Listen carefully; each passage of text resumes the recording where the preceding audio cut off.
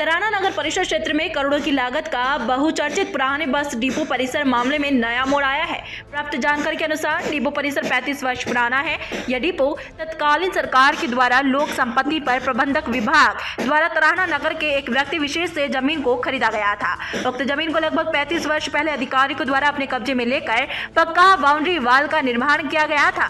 उक्त डिपो में मध्य प्रदेश परिवहन की बसें संचालित होती थी। इसके बाद कुछ वर्ष पहले मध्य प्रदेश परिवहन निगम घाटे में जाने के बावजूद मौजूदा सरकार द्वारा मध्य प्रदेश सड़क परिवहन को बंद कर दिया गया था। इसके बाद से डिपो खंडर अवस्था में पड़ा हुआ था।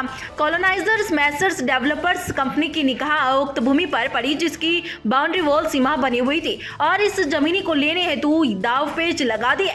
विधि विधान से इसका टेंडर निकाला और समाचार पत्रों में विज्ञप्ति जारी की गई। इस जमीन की कीमत 18 करोड़ के लगभग की नीलामी में बोली लगाकर इस जमीन को अपने कब्जे में ले लिया गया।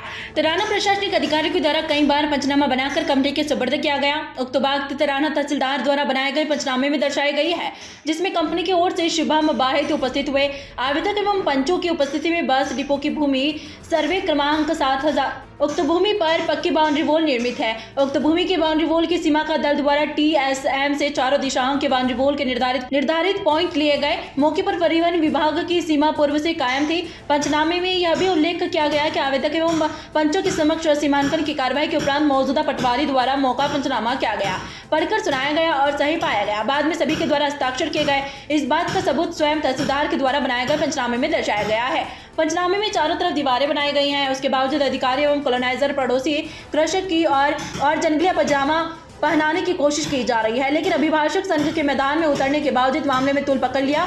खैर, अब देखना होगा कि इस मामले में आम नागरिक की जीत होती है शासन प्रशासन की। उक्त मामला कोर्ट स्टे के बावजूद माननीय न्यायालय के अधीन बताया गया।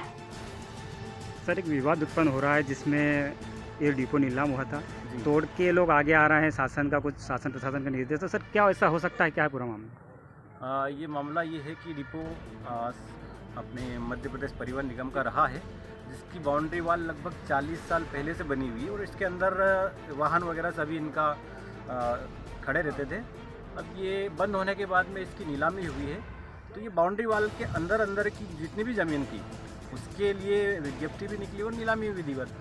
अब चूँकि ये बाउंड्री वाल से बाहर नपती लेके आ रहे हैं, जो कि करोड़ों रुपए की ज़मीन है, और मेरे ख्याल से कि अगर ये ज़मीन बाहर निकलती है तो इसकी फिर से विज्ञप्ति निकलना चाहिए, क्योंकि ये जो बाहर ज़मीन निकली है करोड़ों रुपए की कीमत रखती है और ये जो है जिसने भी नीलामी में ली है इसको अनैतिक लाभ पहुँचाया जा रहा है और इसकी जांच की जाना चाहिए। सर, बार एसोसिएशन किस तरह का विरोध प्रदर्शन करेगा सर? के संबंध में हम आगे विचार करके और ज्ञापन वगैरह देंगे, कलेक्टर साहब से मिलेंगे। उज्जैन से अर्पित बुड़ाना की यह रिपोर्ट।